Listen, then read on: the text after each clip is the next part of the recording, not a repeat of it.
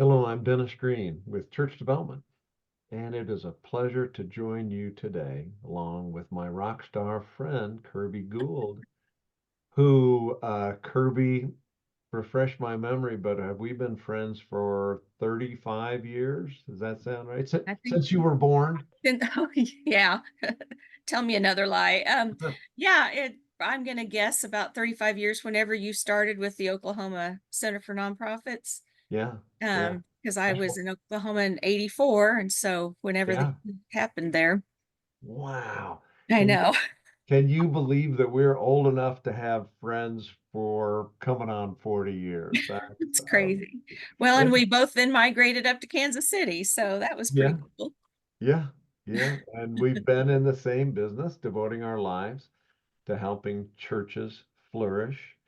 And in my estimation, I've helped 300 churches through their capital campaigns in the past 40 years. And you have had a career similar to that. So I figure I've been part of raising around $1 billion. Do you have an estimate like that for yourself? How many Oh, plant gifts you have facilitated? I would not even have a way to put a finger on that. Because we really act as a team with the foundation. So the fact we have $1 billion of assets under management in our 60 plus history, that maybe says something about the longevity of people really wanted to give and engage to do the work of the church and through their endowments and other gifts. So That's that is quite a testimony. yeah. That is an incredible testimony of your success in plan giving for many different churches. All right, I'm going to turn off my screen sharing for a moment while we introduce each other. And I should begin by introducing Meredith Miravelli, who is behind the screen making all the good technology happen. So, Meredith, I know you're back there. Thank you so much for your help. And I am Dennis Greene. I founded Church Development in 1992, but then for 8 years before that, I worked for the Support Center where we helped all different nonprofit organizations. And there was a it was a fascinating rule. They really did not want to help churches. And so I had to do that surreptitiously. And then my life changed when I was in a car wreck and spent 7 years, no, 7 months in traction because I hurt my back. And I gave a lot of time for prayer and thought. And I thought, well, I almost died. What should I do with the rest of my life? And that's when I thought, well, why not devote my life to helping churches? And it was really the best car wreck that ever happened to me. It's how I met my wife Jenny, and I've developed many friends, among them Kirby. And but Kirby, I've always admired you because you didn't require a car wreck to develop your care for churches. How did you come to serving the church? Well, first of all, I'm sixth generation disciples. I go way back to the early 1800s. So I just, Not you personally. not me personally, Okay, all right, good enough. but so church has just always been a part of my DNA. I went to college to become a music therapist, and that lasted a day. And then immediately went into fundraising at Oklahoma Christian Home as their director of annual giving and then their director of development. And then the Christian Church Foundation invited me to come to Kansas City and be the vice president of the North Central Zone, which just means I get to travel a lot. So it's been a blessing and a joy. I really, really enjoy the planned giving aspect of my work. So it's just a joy to help people, do what they want to do with their assets and fund ministry forever. That's pretty cool. All right, I'm gonna share screen again, and I'm gonna just so that I can flash your picture and a brief summary of your very impressive resume.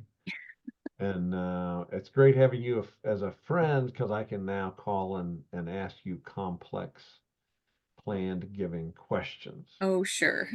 And the most important one, thinking of the people that we serve the people who are employed by the church or volunteers at the church who want their churches to flourish. And every single one of us know how important planned giving is. And the the other thing that people know is what a terrible job churches have done in planned giving over the years. Now, since Dennis, have failed at this for 20 years until I learned the secret to success, and that is have a friend like Kirby Gould. But we put together this Boy, lovely, that's everybody should have a Kirby. And Mutual Admiration Society here. Thanks. uh, well, so here's the agenda that we want to cover with you. And you have, if you're familiar with Zoom, you have a chat function and you have Q&A, but please type your questions into the chat box as we go.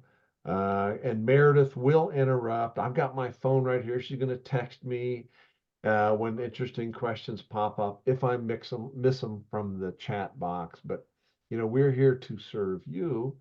Um, that's what we do. That our lives are devoted to helping the church. And Dennis, let me give a quick sales pitch.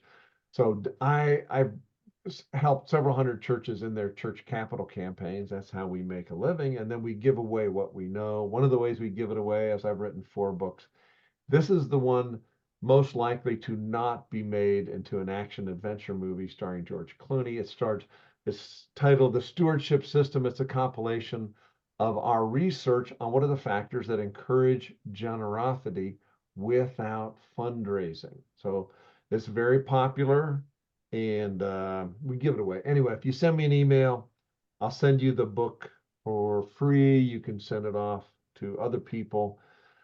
We do encourage you to have a stewardship committee, have a year-round stewardship plan. Meredith, who's part of our organization, will set you up with a year-round source of stewardship information. And included in it, when we do it, when we're hired to do a church capital campaign, we're with you for 3 years. And in that 3-year follow-up, we help you start a planned giving program, and it is drawn from the resources we will cover today. So this is extraordinarily valuable, and to you, it is free. So on our agenda today, we have these 6 things, and you can ask questions all as we go. What is planned giving? Number 2, statistically, what is the big picture? Who gives? How much? And even we'll cover what does it cost? Like in Kirby's world, where an institution like a college has a planned giving person, the return on investment norm is $50 or raised for every $1 that is spent. That's a pretty fantastic ROI. Now, since you're in a church, you probably can't afford to hire somebody to do planned giving. So number 3 is how to set up a planned giving program in your church. Okay, we're going to give you some steps, and it's not very complex.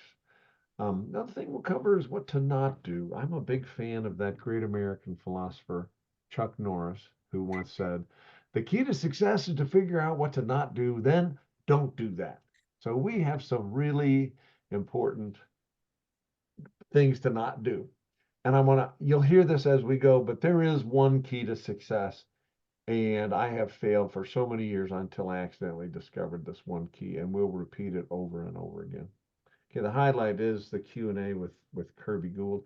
So Kirby, just are there questions that come to you just like on a regular basis? Because you're an expert in the subject, almost no one is. And when people discover what you do, what's the most common question that people ask you? Because they no doubt want to exploit you terribly, like we all do. What's your most common question? It's just so basic. It's just like, where do I start? I mean, as far as with individuals, where do I find an advisor, an attorney, somebody that will do the work for me? Because what we can do is provide the basic information, but we don't hold ourselves out as an attorney, financial advisor, selling insurance, any of that. So we try to partner with those trusted advisors that a person might have. So to let ourselves be available to those individuals, it helps soften the process as they go along. So I'd Yeah. say don't be afraid of it. Just start asking questions for anybody who wants to see about making a gift. Okay, that's really good to know. So that's And gonna, Dennis, yes, Meredith. Yes. So this, I think, is a question that a lot of people have that came in from a registration. This is Jennifer in Ohio, and she said we have a legacy program that has been established in our church years ago by another parishioner, but I've never understood it well enough to feel comfortable promoting it. So I think one of the big questions is, do I really need to know all the technicalities of the different kinds of gifts and the tax ramifications and all of those things? So if you could address that big question in Sure. this Let's webinar, let's I think just that would tackle that right now. Kirby, in your opinion, does a person have to be an expert in all those planned giving instruments? Like, what's the difference between a charitable remainder unit trust and a charitable remainder annuity trust? Do I have to know that before I start? The answer is no. Thank goodness. Whew. I believe what I believe the most important thing that churches can do is the motivation, why we should do it, communicate, and get the excitement about why this program is happening, because you're going to fund homeless shelters, you're going to build a children's ring, whatever that is, and leave the technical stuff to the advisors that the individual in the congregation will enlist to help them with the plan. So yeah, you can list all those things in a brochure, and here's what a trust is, here's what a gift annuity is, blah blah blah blah blah. But those are resources they can take to their financial advisor to say, which of these I want to give a gift to my church, my parish. How do I get this established? But I think the church's job is just to motivate, communicate, and stir up a lot of positive interest. I'm interested in that. Okay. Kirby, thank you so much. Now, the fact that you're attending this webinar, either in person or via recording, we know that you are motivated. Now, I want to throw one little tidbit out. Kirby, have you ever received a $25 gift through the estate of anyone ever? Does anybody throw a $5 bill in their estate plan? Typically not. Right, that's right. They're typically, I understand, Meredith just pulled the most recent statistic, and it's right around $80,000 average. And I think she got a slide in here. So the average estate gift to the church is going to be like around $80,000. So should you do it? Yeah. So we know you're motivated. Now we've got to motivate your members. Okay. So the key to motivating them is what we're going to cover, and therein lies the secret. So let's leap into action. Moving ahead, this is a little bit about church development. We do church capital campaigns. We're based in prayer and community building instead of pressure. It makes us different. Uh, we are statistically driven and scripturally driven. We use the best fundraising practice in a manner that builds the strength of the church, very different from traditional high pressure door to door fundraising. Discernment, community building, shared decision making. That's what makes the fabric of a church stronger. One of my favorite resources on this is Scott Peck, who wrote the Road Less Travel book. He also wrote another book titled A Different Drum about community building. And he says you want to have a stronger organization, do community building activities. And we can facilitate that in a capital campaign. And we know it works because usually weekly giving increases after a capital campaign. You do it right, things go up. That's fantastic. This is my favorite scripture that guides our work. We've all been blessed with something. We've got to decide, we got to discern how we are a conduit for God's blessings. So the number one barrier is what Meredith already brought up. You do not have to have extensive legal and financial expertise. Nobody does. And I feel like this photo there on the left is an accurate portrayal of the average church leader who wants to get into planned giving. They want to serve the church, but it's just overwhelming. Well, you don't have to do that. Okay. Start with the why. I mean, I like Viktor Frankl. I mean, his book about surviving a concentration camp. The ones who survived had a why, and that is really true. Now, a more modern source, he was a philosopher. There's a social scientist named Denis. It's spelled with a C, and his book is titled Influence. is 6 factors that compose motivation. And he is very well respected in the academic and the corporate world. And I'll summarize these 6 things. So to inspire, the letters are RUSLAV. That's an acronym for the 6 fast factors. Reciprocity. So if you are launching into planned giving, people want to know, what do I get back out of this? Okay, you'll have some ideas about your estate plan. The U stands for urgency. Well, 70% of the population dies without an estate plan. Those that have an estate plan, usually it's out of date. So updating it is really a big thing. The S in these 6 letters, RUSLAV, the S stands for social proof. You must have a committee. Those committee names must be publicized. Everyone needs to recognize a name on the committee. So social proof is, well, if one of my friends is doing it, must be okay. The L stands for the likability of the pastor who's inviting us to participate. So most of us really like our pastors. They're a source of spiritual nutrition for us. So we want to involve the pastor, and we want the pastor to extend that invitation. A stands for authority. So we want to quote an expert. And the statistics we'll give you today will help you very much. But there are some very sound reasons that most people can intuitively grasp immediately. And the V stands for values, the why. Is church important to you? Is your church important to you? Do you want your church to survive into the future? The answer is yes. And this is a way that you can do this. Your planned gifts, whether it is going into an endowment fund or an unrestricted fund, there is just no doubt that this is a way you can have a tremendously positive impact. So starting with the why, absolutely critical. So, Kirby, let me ask you to talk for a minute and just cover the topics that are on this slide. What is planned giving?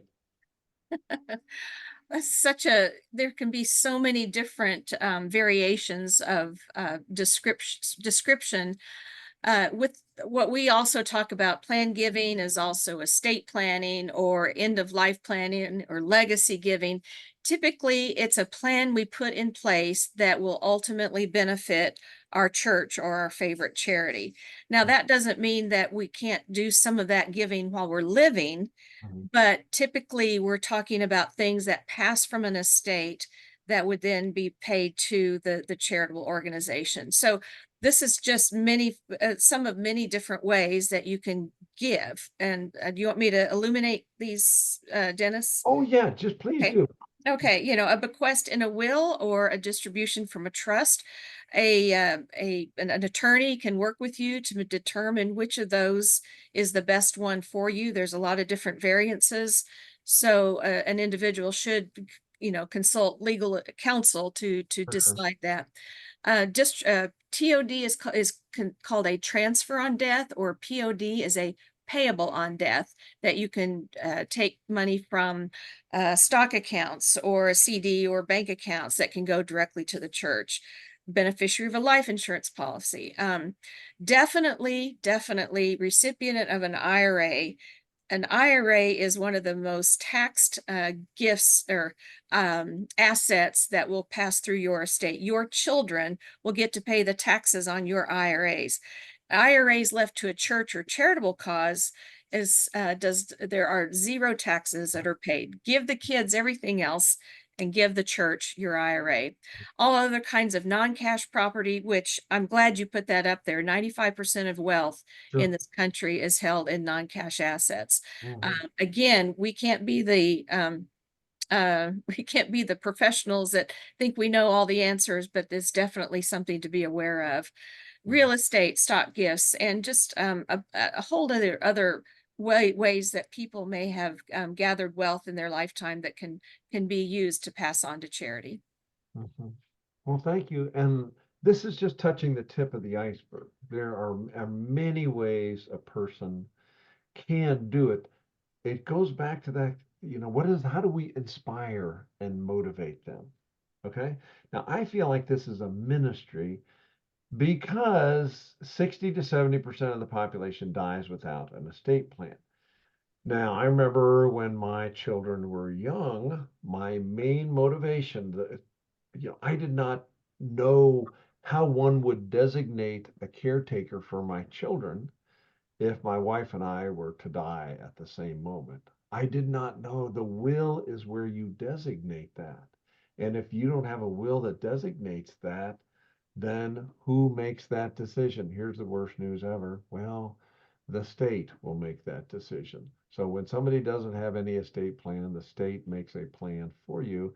And I'm not going to say 100% of the time it's wrong, but usually it doesn't go the way I would want it to. So it is a ministry for young families to articulate who's going to take care of my kids and what are the circumstances to take care of them.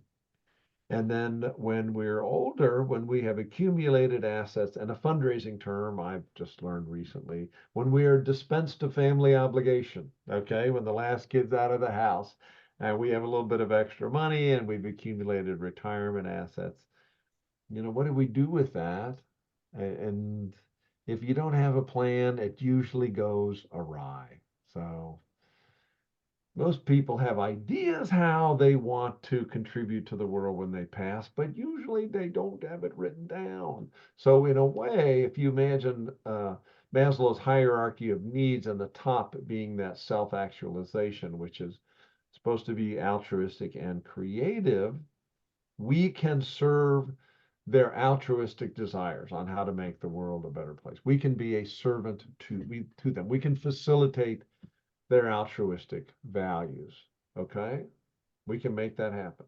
Most people don't like talking about death, so there is that natural resistance. Statistically, this is an industry stand. 3% of your people are supposed to be ready, willing, and able at any moment in the year to participate in a planned giving ministry. And minute by minute, that changes. And it usually happens at two times. One time when we're young and we set up our will to take care of our kids, and another time after the kids are gone and we've accumulated assets. And people want to either create or update. And apparently 3% of the population is in a planning phase at any given moment. So what does that tell me? I need to do something every single year. Every year I need to do it, and I need to publicize it for most of the year. Okay, that's going to be the highlight of our presentation when we get to that in just a couple minutes. So it serves them. It avoids the formula that the state has.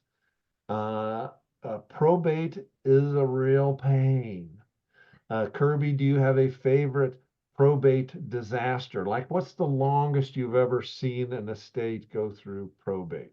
Um, would you believe about 20 years? Oh my God, I do believe that. Because the couple died in a common accident Oh, and they left quite a mess of their estate, and it took family years and years and years to uncover all the assets. It was a very, very sad situation. But usually, typically, they don't take that long. Probably it could be up to 3 years. That the church is just kind of hanging out there waiting to make sure that a gift can come their way. But there's just a lot of things that happen if you have to take the will through probate. okay, now I'm going to ask you a question I kind of know the answer to, but I want you to address this because everybody else listening is going to have this question. How can I avoid probate? Very good question, Dennis. The number one way to avoid probate is to set up a living trust. Oh, And a that keeps trust. things very private. Uh-huh. Only you and your successor trustees know the content of your trust. Mm-hmm. So they are more expensive, but they can provide a lot more flexibility. Of course, another way to avoid probate is just to have beneficiary agreement designations on all of your accounts. So there's Okay. two ways, but you just never know what assets you might still have at the time of your death that could still possibly need just a simple will. but a trust and beneficiary agreements are the two most important ways to avoid probate. Okay, I want everybody on this call to memorize those two. Trust and beneficiary agreements. So give me an example of a couple of beneficiary agreements that the average person might know. You mean a beneficiary designation like for an Yeah. IRA? Right. Well, there's one example right there. Okay. The life insurance policy. Okay. And if you get into stock accounts, it may not be beneficiary just designation. It may just be that transfer on death. But that list that we put up there earlier about all the different assets, many of those can pass to charity through these transferred deeds or through beneficiary designations. Right. Now, just the worry about 3 years in probate versus an immediate transfer on death, a seamless assignment of beneficiary, and how much time does it, and how expensive is it to create a designation of a beneficiary, say to an insurance policy? How expensive would that be for me? The expense would be picking up the telephone or driving to your insurance agency's office to fill out said form or to Yeah. pull it up on the internet. Right. No cost at all. Right. And just make sure you keep copies of those designations and Right. make sure they are always up to date. Because if you have somebody, maybe you're splitting between charity and an individual, and if that individual dies, where would that part of it go? So, Right. but So definitely no easy. cost. No. And do it quick. Okay. This Yes. is the kind of tidbit that you can pass on that I feel like plan giving is a ministry. I mean, you're sharing something that takes all the fear out, and it makes it easy and doable and quick. So thank you, Kirby. Okay, who are we reaching? Big chunk of the population dies without an estate plan. Dave Ramsey, the current guru of personal finance, talks about this all the time, begging people, please do this. Okay. Now, unfortunately, a lot of people who have an estate plan do not include a church or charity in their estate plan. So, really, 6% of the population does. That means 94% of the population is open to our message. And one of the things I've discovered, having been in this serving churches in their capital campaigns for many decades, is that 6% who are generous and deliberate are actually looking for even more ways to give and to be a conduit for God's blessings. One of the most fascinating things, it happened to me in Bucyrus, Kansas, Queen of the Holy Rosary Church. And the pastor's name was Lichtai.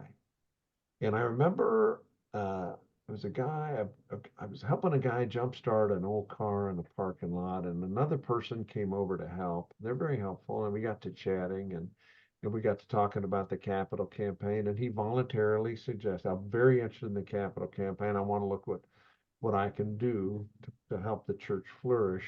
And then he says, I'm a tither, and I have been for a long time. And then this was decades ago, and I didn't even know what to say. I said, oh, well, that's fantastic. You don't really need to give to the capital campaign since you're already so generous. He says, on the contrary, I look for things to give to. This is my relationship with God.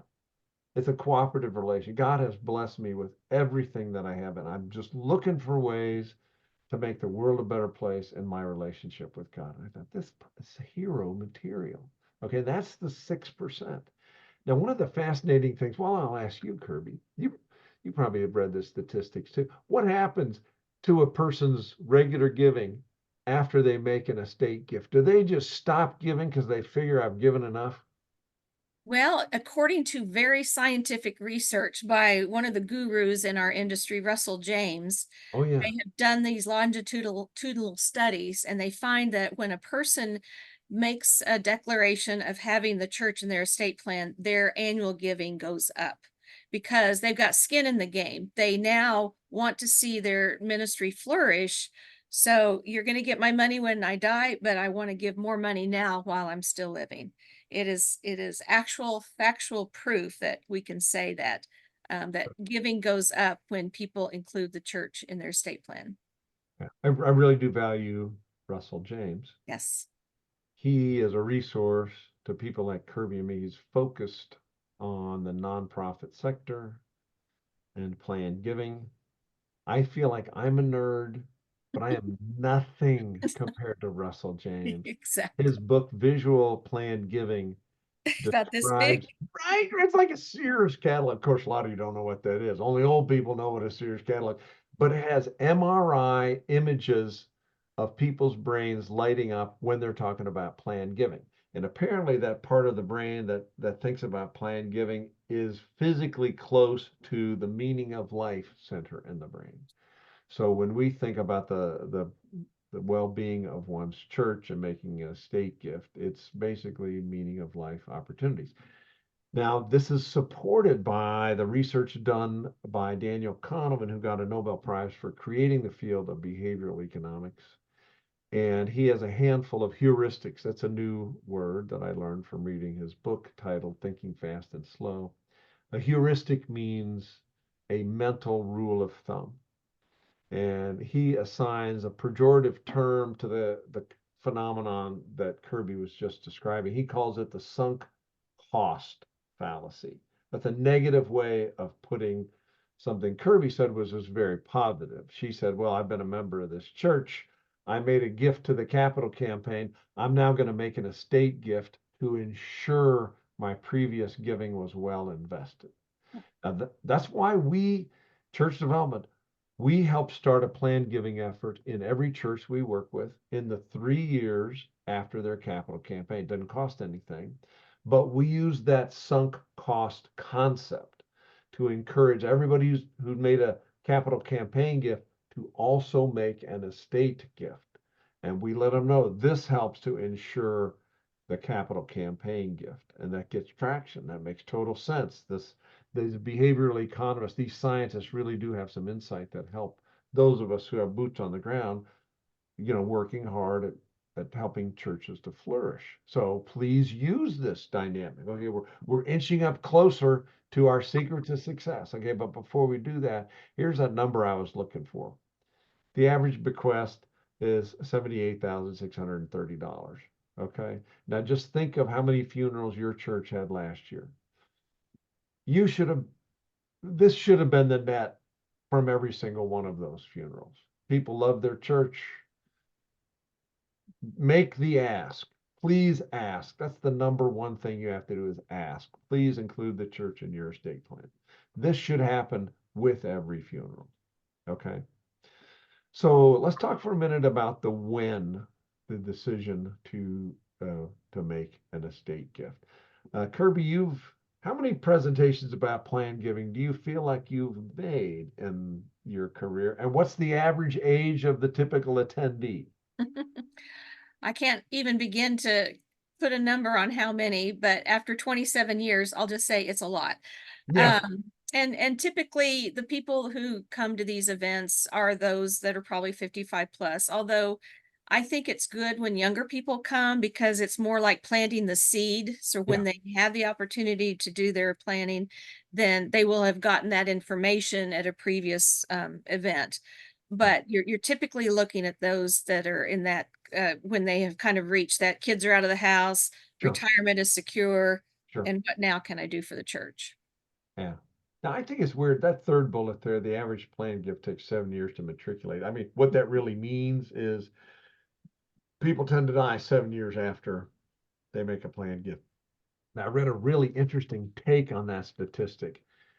That's if you make a planned gift, you tend to live longer than average. Have you read that too? Oh, we can document it. People who do charitable gift annuities live well past their life expectancy because they're happy, they're getting good money back from it. It's just we talk about it all the time. Isn't that a riot? It is. Okay. It You know is. what we should do? We should really market this. If you remember the church in your will, you'll live longer. Yeah. because you're so happy about it. Yeah, yeah, isn't that right? Oh, golly. Okay, so the average cost of a will, you got to pay something for that, and then it goes through probate. Average cost of a trust is more. When Jenny and I did ours, I think it only costs 1,200, maybe 14, maybe it's more now, but it's just totally worth it. It's just so incredibly, but yeah, just the peace of mind. I just love that. Okay, so let's talk about the why. Okay, now you need to proceed based on this awareness. People go to church every Sunday. I mean, they love the church. They go there for spiritual nourishment. We are not asking strangers to do something weird. This is, the church is their faith family and it is their community. So that's the basis upon which you should proceed. So it is a natural thing. An apple tree, the most natural thing for an apple tree is to produce apples, and they could nourish people. And if you don't, then they fall to the ground and, well, they become nourishment for something else generations down the road. But it's a natural thing. The number one reason people don't give is they are not asked. So that's the number one reason. So look, we're going to ask. We're about to tell you how and when to do that. Um, it is, people think it's complicated and overwhelming. I recommend that every person listening, when you create your plan giving committee, you call it the Legacy Society, okay? Get the name of 3 estate planning attorneys in your region who are a member of your denomination, okay? And have their resources. You can't have just one, you got to have 3, okay? And when you're looking for them, there is an association of people who are professionals of this. And Kirby Gould just happens to be a member. And please share the name and what that looks like, Kirby. Are you talking about the Mid-America? Yeah, charitable gift planners. Yeah. Mid-America Charitable Gift Planners, national organization, and we are made up of not just fundraisers like myself, but also attorneys, CPAs, bank trust officers. So it's a plethora of great people who are willing to be in service in this area. Yeah. So find somebody who's a member of the club. That means they're an expert. Just you got to put them on speed dial. So now you get experts. So somebody says, "Who do I get?" Well, we got the office has got 3 names. Okay, call them all, see who you like. Okay. People think they don't have enough assets. If you own a house, that's enough. Okay. Procrastination, we all have that. I don't trust my family, or I do trust my family. I'm not excited. Those are all free. Those exist, but you've got to plant the seed year after year after year. Okay, so now let's talk about setting up a plan giving program. If you do this, I will love you forever. Almost no one does this, so please do this. Okay, create a committee. Okay, and you're going to publicize their names. It's okay if it's only 3 or 5 people. That's fine, but you got to publicize who they are and what they're up to. Okay. Have a gift acceptance policy. We can just give you one. If you send me an email, Meredith can send you our sample plan giving committee manual. That's easy. Have the committee meet regularly. Here's the secret: have an annual gratitude event. And we'll cover this again later. But this really is the key to the why, the urgency. Do you remember the Caldini, the influence? There's got to be a why. Love the church. Then there has to be why now? Okay, so the subconscious only knows 2 times, either now or not now. And it's not now for almost everything related to plan giving.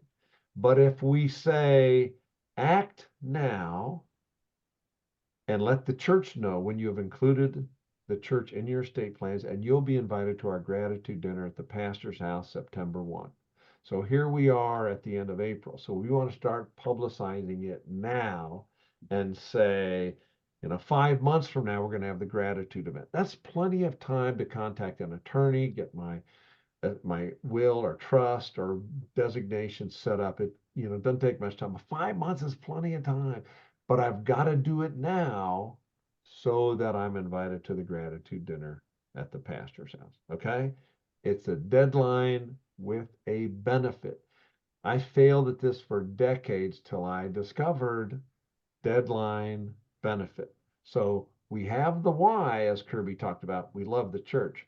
Now I've got to add the why now. Why this minute? Okay. Now, when we do that, we're going to acknowledge their gifts. We're going to give them a gift. We're going to have your standard dinner. It doesn't have to be steak. This is just fine to have your standard spaghetti, salad. And I believe that's a picture of me, the second person on the right there. I'm going back for thirds. We have a planned giving guide, and we'll give that to you. Just send me an email, and then we'll send it back to you. Now, this is an Hey, example. Dennis, I'm just going to interrupt you to say that when we send the recording out for this webinar, we will go ahead and send the planned giving guide to everyone. And that does have the Great. sample gift acceptance policy in there, which has all the kind of jargon that you might be afraid of looking at. But Marvelous. maybe one question that came in with registrations is actually about that gift acceptance policy and why it's important to have that. Basically, are there gifts that you wouldn't want to accept at your church? So maybe Kirby or Dennis, if you could just speak to that for 1 or 2 minutes. Well, I have two horror stories, but Kirby, do you have a favorite horror story? I have more than I can tell right now, but so you go ahead. Okay, well, I had one that was a gas station property. Oh, yes. And they were basically gonna give it and hope to get a gigantic tax benefit out of it. And well, it had a leaky tank. That's why they were so happy to include this. And it's like, oh man, well, that's an environmental disaster. And then the other one was a little bit of a scam where they wanted to set up giving half ownership in a public storage business that was encumbered by debt.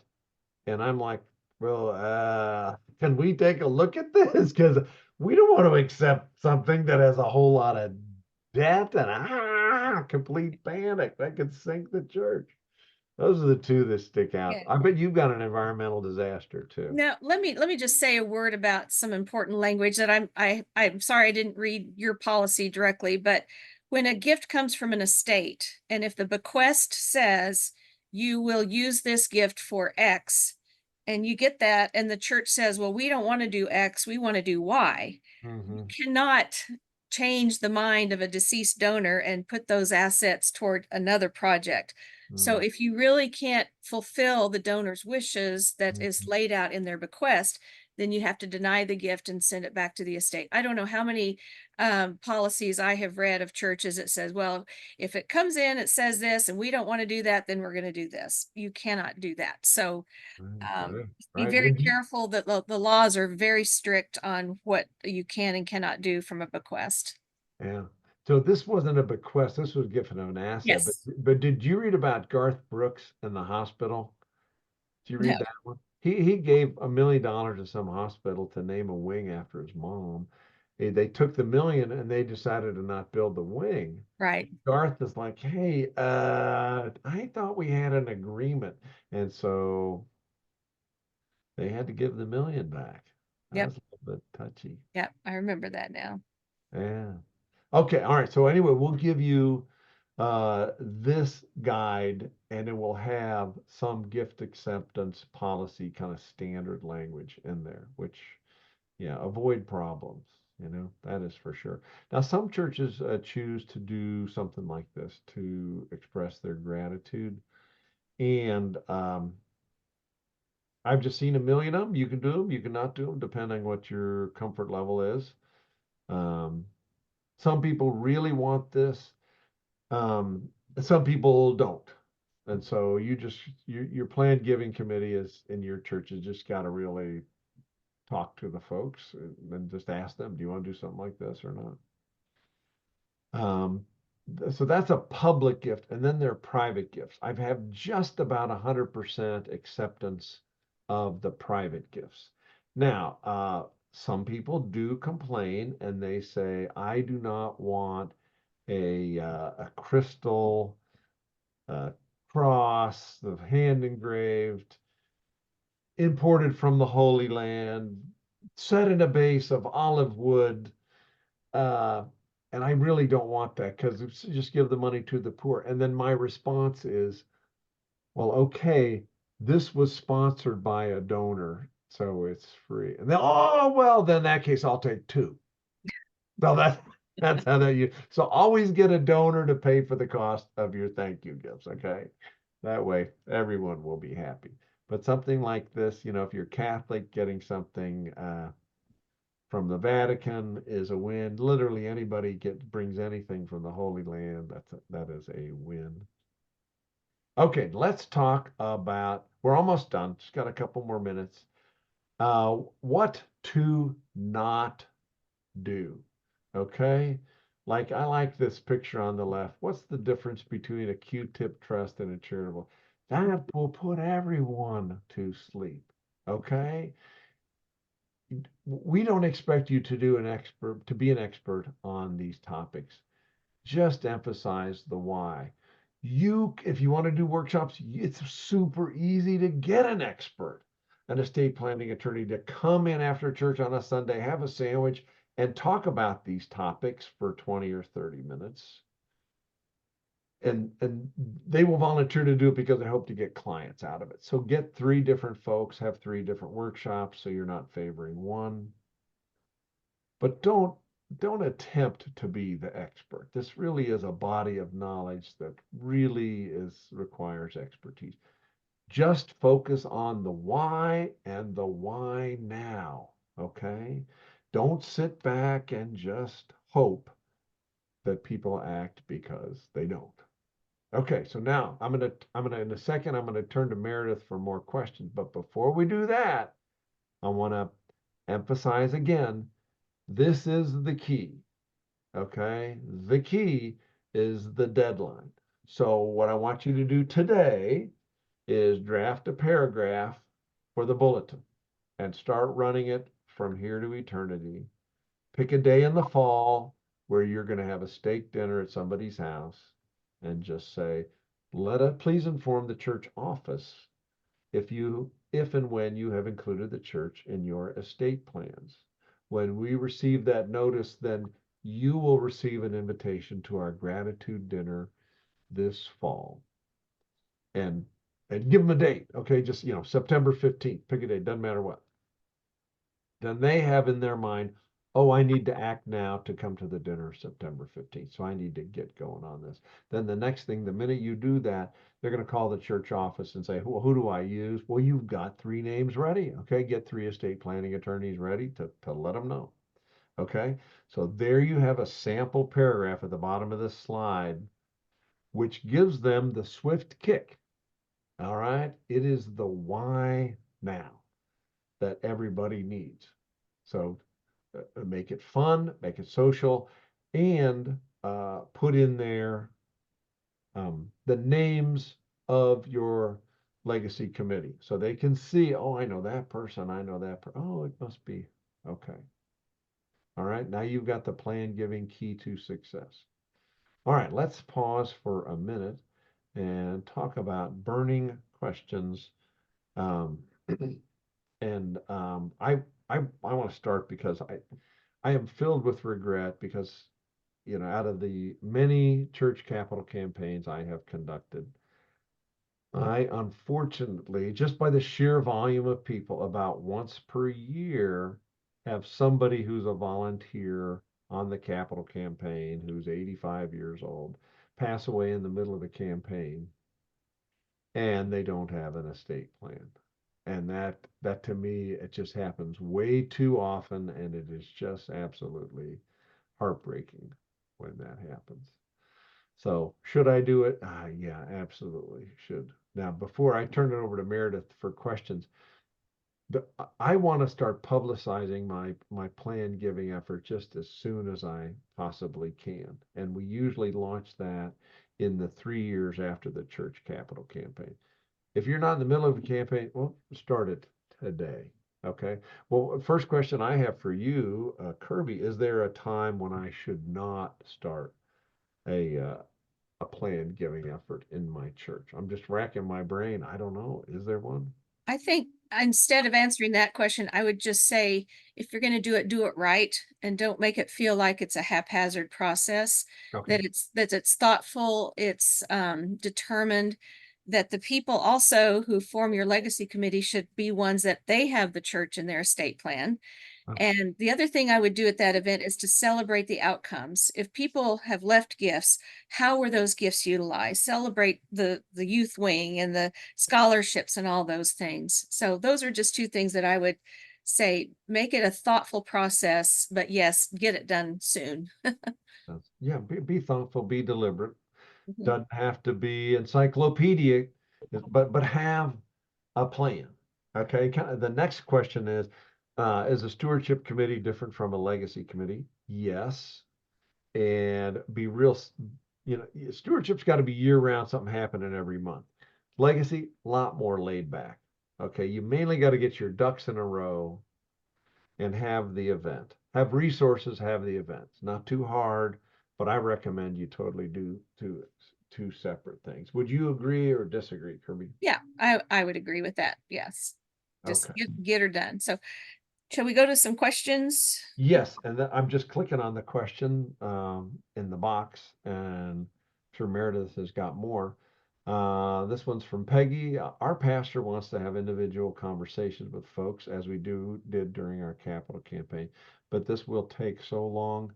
Yep, and will take forever. How would you respond to that?